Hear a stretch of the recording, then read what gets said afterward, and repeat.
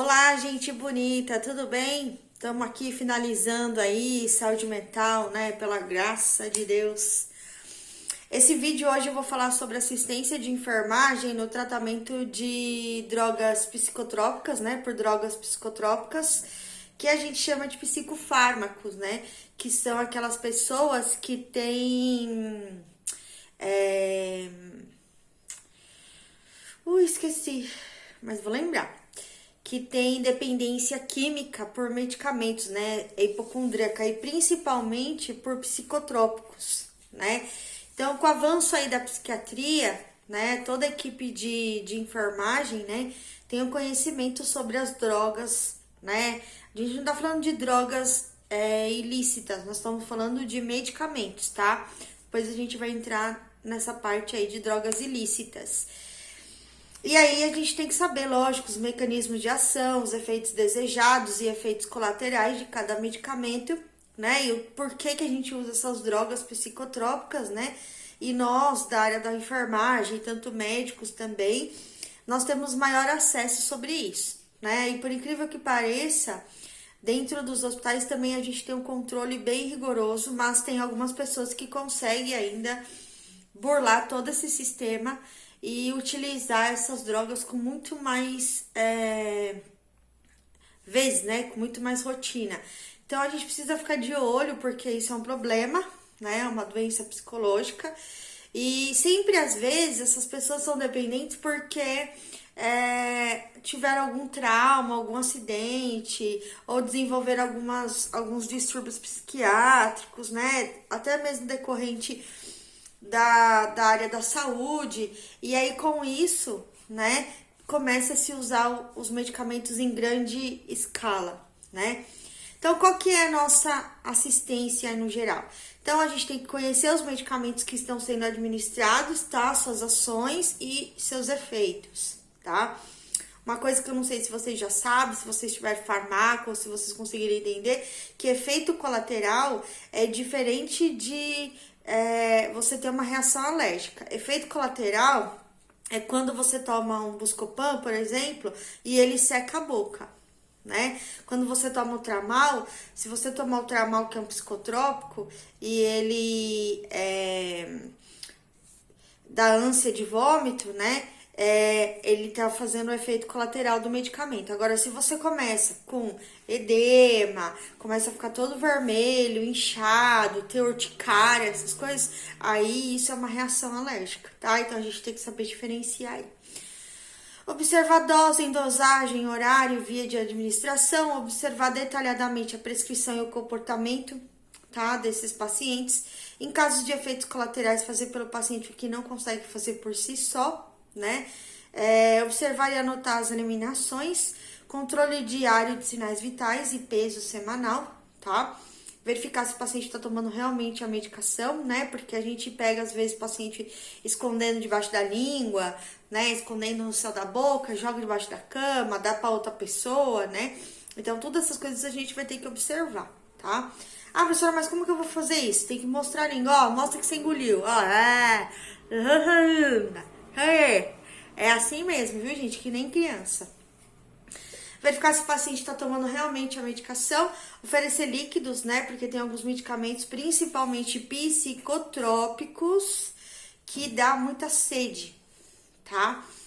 Higiene oral, porque estraga os dentes, né? E usar goma de mascar para estimular a salivação, tá? Para que o paciente estimule aí a salivação. Orientar e levantar-se lentamente, tá? Por causa dos psicotrópicos.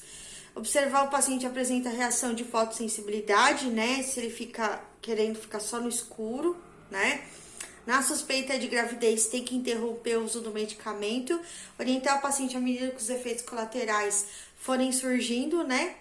Uma vigilância presente, principalmente nos pacientes idosos, que eles ficam meio atordoados aí, né? Dependendo aí da vigilância, e orientar os familiares quanto aos medicamentos, efeitos colaterais e dúvidas que venham ter. Então, a gente tem as drogas que diminuem a atividade mental, que a gente chama de hipnóticos, tá? Que são drogas que atuam sobre o sono. Então, nós temos o barbitúricos em caso de sedação e disritmia cerebral, que é o fenobarbital gardenal, né, o nome comercial dele. Os não barbitúricos indicados para tratamento de insônia. Então, a gente tem a família do clonazepam, diazepam, nitrazepam, fluordiazepam, né? Todos esses aí são os não barbitúricos.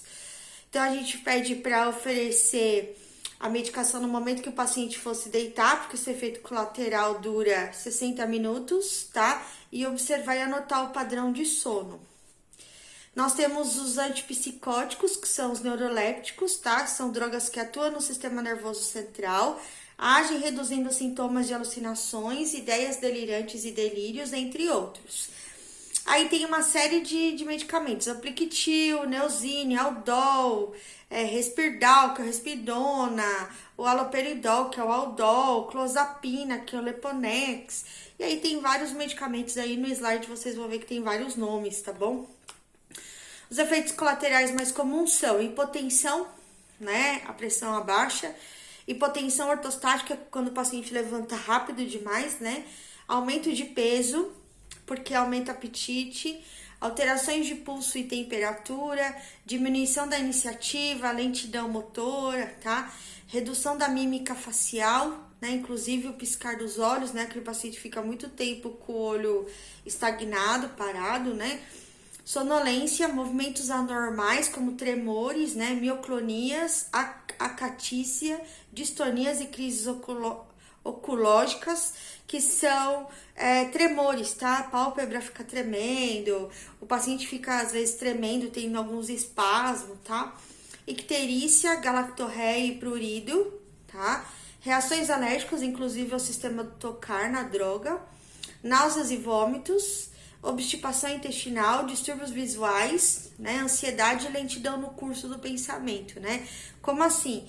O paciente, você vai falar com ele vai demorar um pouquinho mais para responder, para processar, tá?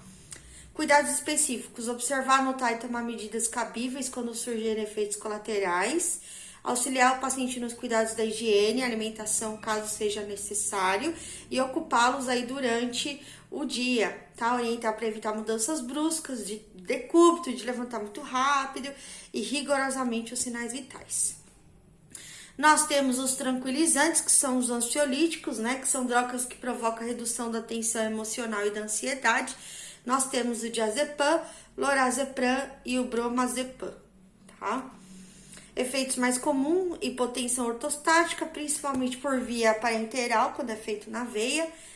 Pode causar dependência, né? O paciente às vezes não consegue ficar mais sem o medicamento. Náuseas, vômitos, obstipação e irregularidade menstrual, tá? Pode ocasionar isso. Alguns psicotrópicos, principalmente antibióticos, soltam o intestino, tá? Dá diarreia.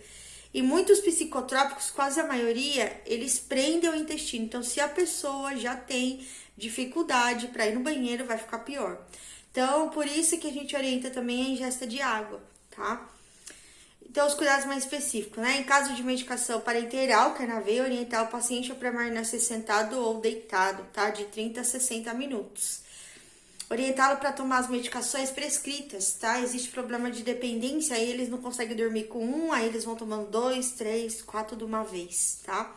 E aí, quando faz efeito, chumba o paciente. Drogas que aumentam a atividade cerebral, nós temos antidepressivos tricíclicos, que chama timolépticos. Você fala, meu Deus, professora, quanto palavrão, Jesus, é isso mesmo, tá? Imipramina, que é o tofranil.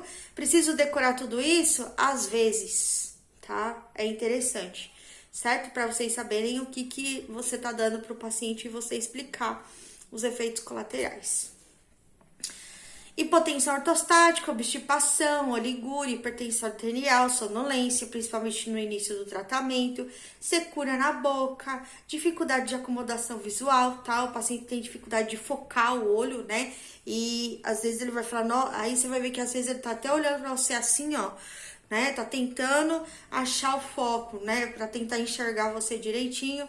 Tremores de extremidades, alterações menstruais, alterações no desempenho sexual e sinais de intoxicação, tá bom? Esses medicamentos têm controle para ver se o paciente está intoxicado ou não, certo? Então, vigilância constante, observar sinais de intoxicação, anotar diurese, um controle bem rigoroso da diurese.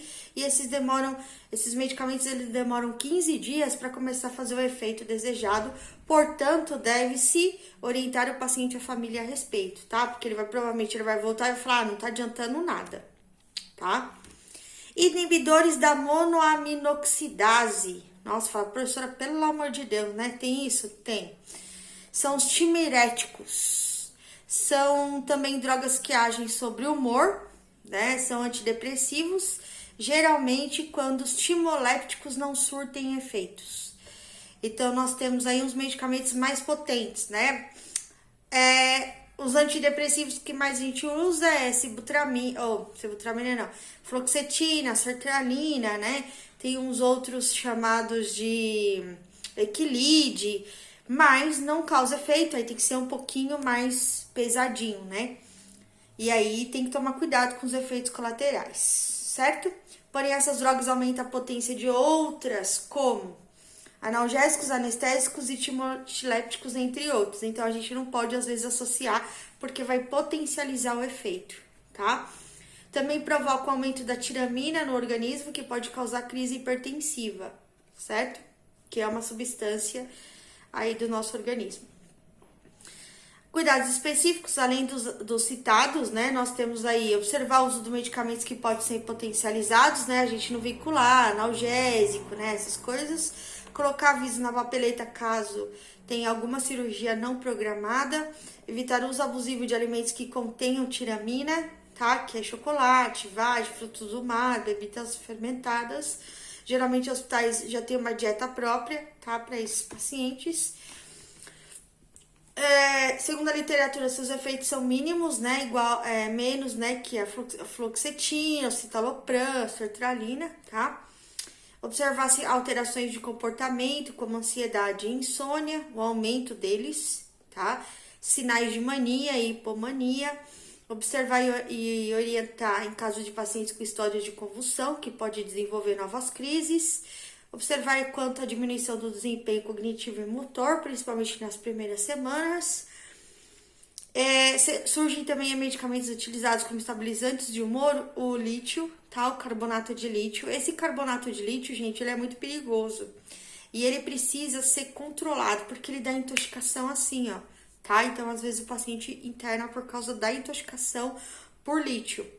Então, os médicos evitam de usar esse medicamento, tá bom? Mas, dependendo do grau aí, né, da depressão do paciente ou da doença, é necessário ele utilizar. E aí, nesse caso, o que vai acontecer? Esse paciente vai ter que ter um controle rigoroso aí, tá? E o sal deve ser usado com cautela, porque ele é muito tóxico em relação aos medicamentos, tá? Antidepressivos de alta potência. Então, o que ele pode causar? Náuseas, vômitos, irritação gástrica, tremores de extremidades, tontura, fraqueza, tá? Visão borrada, sede, boca seca, aumento de peso, cefaleia. Aí temos os sinais de intoxicação. E se não for tratado, pode dar convulsão, coma e morte. É uma medicação muito perigosa, certo? Então, os cuidados específicos são aqueles que eu falei para vocês em relação, né? Nós termos aí cuidados para que esse paciente ele não venha desenvolver essas crises aí de sinais de intoxicação, certo? Então, aí eu acabei de falar com vocês sobre os psicofármacos, tá bom? Vamos falar também sobre psicoterapia, tá? E aí a gente finaliza a matéria de saúde mental. Um beijo, ficam com Deus, tá? Amo todos vocês e não vejo a hora de vê-los.